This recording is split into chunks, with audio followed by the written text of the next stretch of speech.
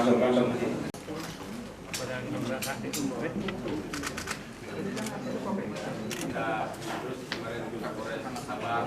Itu 993 gram ya, tanggal 7, dan ini terus kita kembangkan. Yang mudah-mudahan tahun 2015 ini lebih banyak lagi penangkapan atau pengungkapan jaringan narkoba oleh Polda Aceh yang bekerja sama Bea Cukai, karena memang barang dari luar masuk, terutama yang sabu. Nah, sedangkan yang ganja memang kita kerjasama dengan aparat yang ada di seluruh wilayah Aceh ini, terutama yang banyak di Aceh besar. Ini handphone yang digunakan. Ini ranselnya nih. Ini baru berapa? 2000. Baru 2000.